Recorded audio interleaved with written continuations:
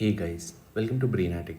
So today we have another very fun integral from JEE Mains 2023. So if you do want to give it a try, you may pause the video now and give it a try. Otherwise, we can continue solving the problem. So the integral I given to us is integral over pi by 3 to pi by 2. Pi by 3 is basically 60 degrees and pi by 2 is 90 degrees. 2 plus 3 sine x by sine x 1 plus cos x dx. Okay, so in the first step what I'm going to do is I'm going to split the integral. So what I'll have is pi by 3 to pi by 2, 2 by sine x 1 plus cos x dx, and pi by 3 to pi by 2, 3 sine x by sine x 1 plus cos x dx. Now if you see, right, sin x is common, so I'm cancelling it out, and this was my motivation of splitting the expression. Now in the first expression, what I'm going to do, I'll multiply both the numerator and the denominator by 1 minus cos x, and this will give me 2 into 1 minus cos x by sin x into 1 minus cos square x dx. And the second expression would look like 3 by 1 plus cos x dx. Now I'll do two things simultaneously. So here if you see, right, cos a is equal to 2 cos square a by 2 plus 1. This is the formula which I'm going to use for this, minus 1. Okay, so this is the formula which I'm going to use over here, and for this one I'll use sine square x plus cos square x is equal to 1. So this individually gives me pi by 3 to pi by 2, 2 into 1 minus cos x by sine cube x dx plus pi by 3 to pi by 2, 3 by 2 cos square x by 2 dx. Okay, now my expression is looking something like this. What I'll do, I'll just split the first expression even more. So I'll have integral over pi by 3 to pi by 2, 2 by sine cube x. Better if I write this as 2 cosecant cube x dx. Correct? My second expression would look like pi by 3 to pi by 2 cos x. Again I have a 2 over here, sine cube x. Now this again I can rewrite as cot x into cosecant square x dx. Correct? And finally my third term would look like pi by 3 to pi by 2, 3 by 2 secant square x by 2 dx. Okay, now what I'll do, I'll call each of these integrals as I1, I2 and I3. So I have 2I1 minus 2I2 plus 3 by 2 I3.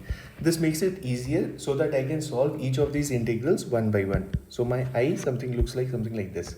So my I1 is basically nothing but pi by 3 to pi by 2 cosecant cube x dx. Okay, cosecant cube x dx, and this I can rewrite as pi by 3 to pi by 2 under root 1 plus cot square x cosecant square x dx. Now we know that by substitution I can write cot x is equal to t, and this gives me minus cosecant square x dx is equal to dt. Correct? So when x is equal to pi by 3, my t is equal to minus 1 by root 3, and x is equal to pi by 2, my t is equal to 0.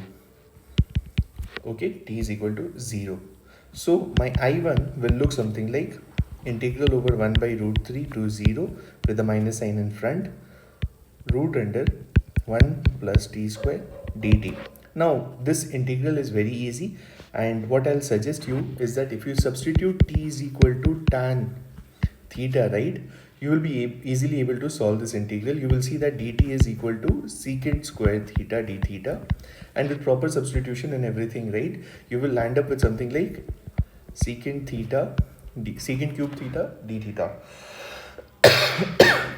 And with little practice you will obviously remember that this integral is nothing but sine theta by cos square 2 cos square theta plus 1 by 2 natural log of 1 plus sine theta by cos theta. So this is fairly easy. Now what I'll do here is I'll first remove that, get rid of that negative sign. So I have 0 to 1 by root 3 integral over 1 plus t square dt.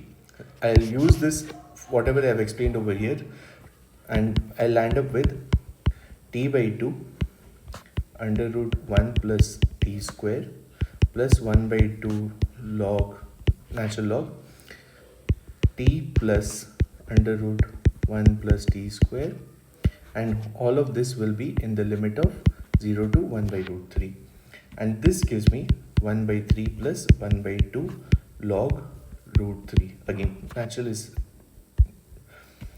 again I2 is nothing but integral over pi by 3 to pi by 2 cot x cos secant square x dx. Now this one is relatively easier to solve because you can substitute cot x to t, and that will give you cos secant square x to dx2 minus dt, much like last time. And again if you just see what it lands up to, so when you put x is equal to pi by 3, your t is equal to 1 by root 3, and when you put x is equal to pi by 2, your t is equal to 0.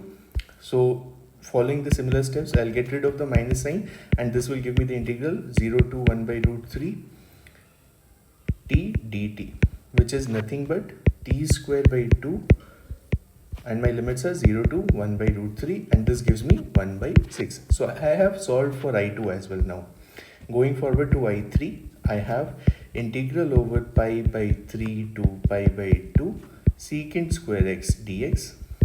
Okay, secant square x by 2 dx. So this will give me 2 over tan pi by 4 minus tan pi by 6. Now we all know the integral of secant square theta, so I'm not diving deep into that, and this eventually gives me 2 into 1 minus of 1 by root 3. Okay, so finally my I, how does it look? 2i1 minus 2i2 plus 3 by 2 I3.